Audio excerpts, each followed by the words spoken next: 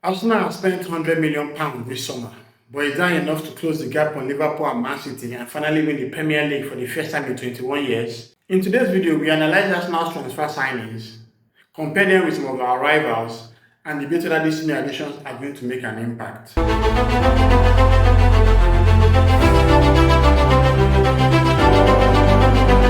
So regarding the incomings, I will start in a chronological order with the first signing of the transfer window, which was Kepa Arrizabalaga. We know that Arsenal has had a merry-go-round with goalkeepers all the way from Jens Lehmann to date. So let me take you back. David Silva left the club and was replaced by Jens Lehmann.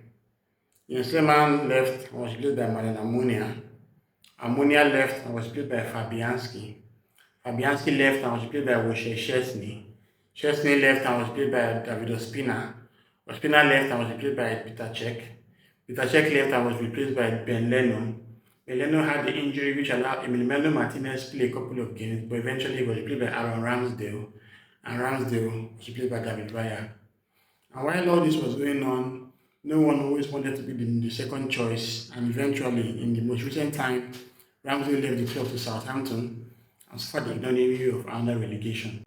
So in Kepa Arrizabalaga, Arsenal has signed a goalkeeper who can compete with David Raya and hold down the place as a long-term option for the number 2 spot in the club. Kepa is 31 years old right now, and he has the experience playing in Chelsea. He still holds the record of being the most expensive keeper of all time.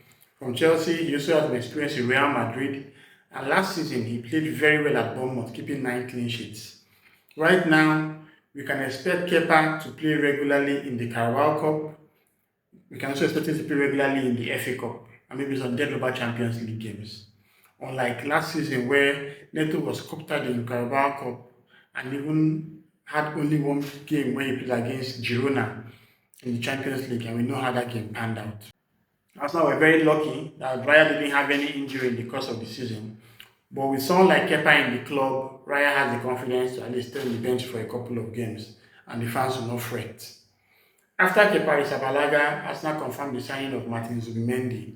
Zubimendi was basically the world's worst kept secret, as Arsenal fans had known about this deal for quite a while, and there was even some scares when he was linked to a move to Real Madrid, when Xabi Alonso joined the club. But Arsenal was confident about it. What we learned eventually was that Sociedad wanted Arsenal to confirm this deal in July because they wanted to balance their books. And now Zubimendi is an Arsenal player. He's someone that we are looking forward to having in the team. There have been some tactical analysis about what he can offer to the squad, his progressing passing, his elite defensive positioning, the fact that he can play as a single pivot, the fact that he's very good in making some accurate passes, the fact that he's very, very lovely with interceptions. He's basically one of the best DMs in the world right now. Liverpool wanted him last season. He didn't go. Madrid were interested in him. Man City were interested in him, but he chose Arsenal. And of course, he's coming in for the departed Thomas Partey, and he's certainly an upgrade. So this is something that will be going to really have a positive impact in the team, give us control, give us balance, and he takes tempo. I can't wait to see him play alongside Declan Rice. That will be a wonderful partnership. After confirming the deal for Zubimendi, Arsenal made a move for Christian Nørgaard. Nørgaard now basically has come in to take the Jorginho role in the team. An experienced international, played so many games for Brentford. He played more than 96 games actually for them in the Premier League and Championship. And at 31, he's coming to really compete for a place in as the number 6 with Zubimendi. I wouldn't expect him to start ahead of Zubimendi, but the fact that we have someone like Nørgaard, who is a minutes monster, who is always fit, can play a big role for us. In games when Arsenal are leading and they need someone to just come and shut things up at the back, we can deploy Nørgaard, take us on like Odegaard for instance, and bring in Nørgaard to play alongside Zubimendi. That would be a perfect double pivot to lock up the midfield. He would also play a couple of games in the Carabao Cup and the FA Cup as well, because he's an experienced lad. We trust him to give 110% when he's deployed onto the pitch, because we know that he's going to play very well. After we secured the deal for Nørgaard, Arsenal also made a payment of £52 million, 48 guaranteed and 4 on add-ons for Noni Madueke. The move for Noni has created a lot of backlash and vitriol with the fans, but He's a player that I also support. He's going to be a very good backup to Saka. Yes, people are kind of complaining about the fee that was paid for him, but then again, look at the market value. Mohamed Kudus went to Tottenham for £55 million. Anthony Elanga went to Newcastle for £55 million.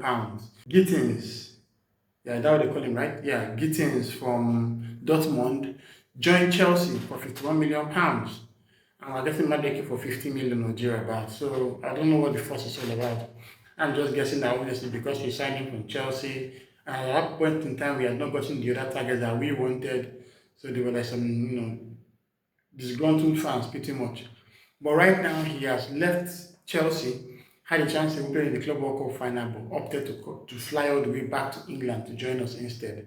And let us give him our all. He's also very adept playing on the left wing as well as the right wing, so you're going to give us good depth on both flanks. We know how good he is with dribbling, we know how good he is with shooting. His end product leaves a lot to be desired, but he's someone that can vastly improve under Arteta. After securing the move for Madueke, Arsenal has also confirmed the deal for Victor Gyökeres. This is someone that we have been looking for quite a while. It was basically a two-way street between him and Benjamin Sesko. And when Arsenal went in for Sesko, Leipzig told Arsenal to pay £90 million, which was preposterous if you ask me.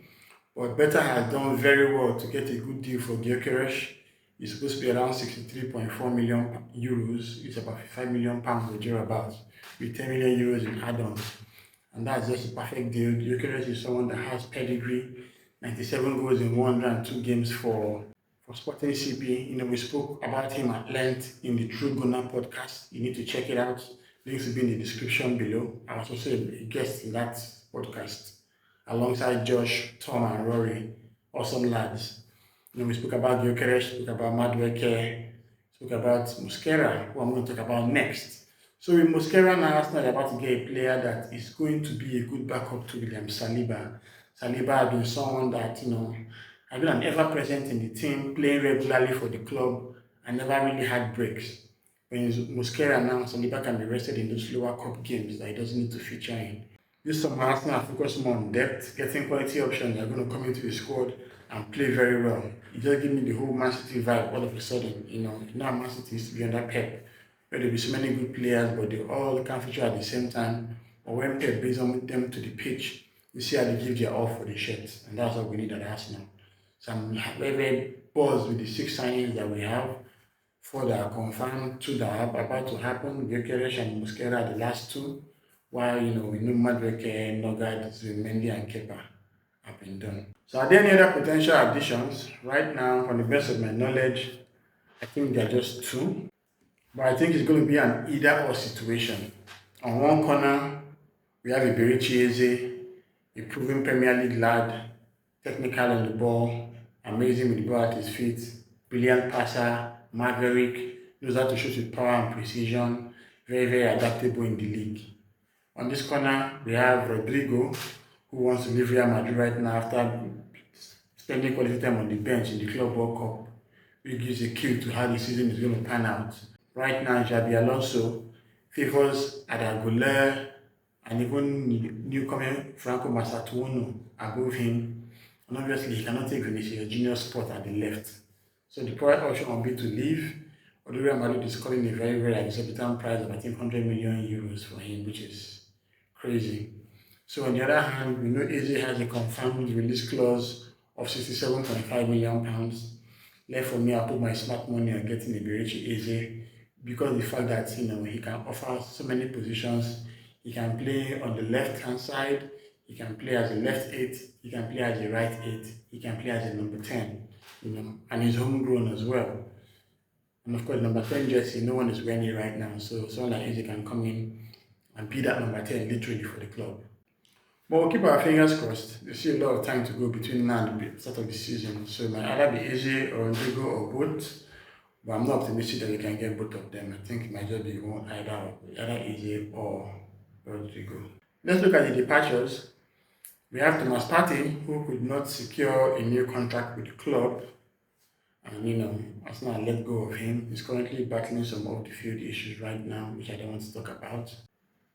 Then we moved to Jorginho, who left the club early on to participate in the Club World Cup with Flamengo. He had a couple of more weeks left on his contract, but I think he forfeited them just to be part of that tournament. He played with Flamengo, and I think they went to the knockout stage before they were kicked out by Bayern Munich or so. Jorginho was a good servant for the club. He was not a regular, obviously, but the times he had the opportunity to play, he gave his best for the team. And with Partey and Jorginho going, we have Zubimendi and Nogard coming in. We also had Kylian Tierney leave the club after I think 6 seasons with us. Came in a proper lad, always tucked in his jersey. Tierney was the kind of player that if you put a gun to his head and tell him that you need him to fly his shirt or lose his life, he'll tell you what to put on his gravestone. I really loved how he served us with valor. I really loved how he played for us. He was someone that also had challenges with injuries. But unfortunately, this team moved ahead of him. He could not really invert, and that was a challenge. He was loaned to Real Sociedad, but he didn't play consistently for them as well because of his injury issues, and eventually he was gone. And of course, there was Takehiro Tomiyasu, a very lovely player that we had, our Swiss Army knife, who could play left back, right back, centre back. But what good is having a Rolls Royce if you can never leave your garage? Tomiyasu had problems and problems with injuries, and eventually him and the club reached an agreement to cancel his contract with mutual consent. We also had the likes of Raheem Sterling and Neto Murara return to their former clubs. Thank heavens for that. Sterling was an utter disappointment. It was one of the worst deals we've ever made in recent memory. He could not just do what was required of him. Take on zero, influence zero. It was just sad to see. He's someone that played in the top level at Manchester City and Liverpool and Chelsea. But he came to Arsenal and he was down tools. Then of course we have Neto, who was a last-minute addition when we could not secure a deal for Juan Garcia. Neto didn't play any games for us till just the game against Girona, where he left his post and almost touched the ball when Anna Danjuma called it ahead of him. We even lucky that Anna's ball passed him, because if he had touched Neto on his arm, you'd have gotten a straight red card, and that's like someone that was supposed to be your backup. I know back in the day when he was in Bournemouth, he has had a strong game or two against us and a couple of teams, but his loan spell was utterly disappointing. Arsenal wasted their 2 Premier League loan slots on waste men, and it's very unfortunate to see how that panned out. Are there any players that need to be moved on from the team? Yes, we have a host of them. There's Fabio Vieira, who didn't light up any fireworks at Porto. There's Sambi Lokonga, who had another disappointing spell in Sevilla. The previous season he went to Luton Town and didn't do as much, although he also had his problems with injuries. We also have Bruce Nelson, who managed to do a bit well at Fulham, but he also suffered a bad injury that kept him out for a long time and eventually cut his loan short. And of course, there's Alexander Zinchenko, who revolutionized our play when he joined us from Manchester City like 3 seasons ago. But his defensive frailties came into the 4 times without number, and he was heavily exposed. And that's now to find a way to move on from him.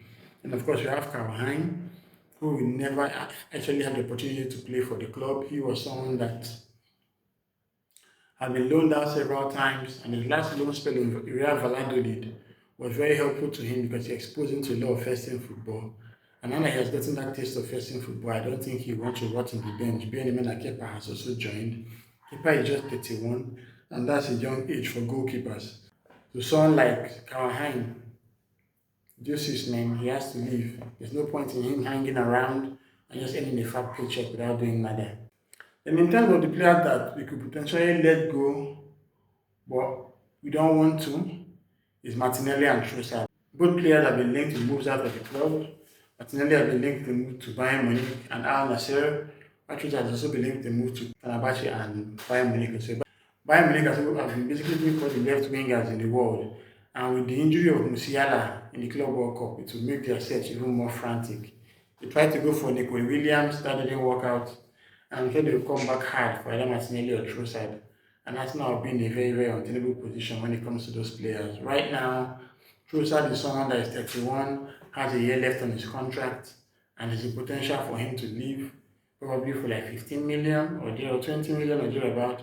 When Martinelli is someone that will have a very great resale value, but I'm sure the club wants to keep him. So in conclusion, Has this transfer window been a massive success or an imminent failure? I'll categorize it in two forms. In terms of building for the future, and in terms of Arsenal's quest for the Premier League title. When it comes to building for the future, we have Mosquera, who is 21, who has so many years ahead of him. He's going to learn a lot while at Arsenal, and he'll get the game time as well to match that. Then we have Noni Madueke, who is 23, who has so many years ahead of him as well. He has already played at the top level in Chelsea, and he wants to even do more while at Arsenal. So those are the two lads that I think about that are good for the future.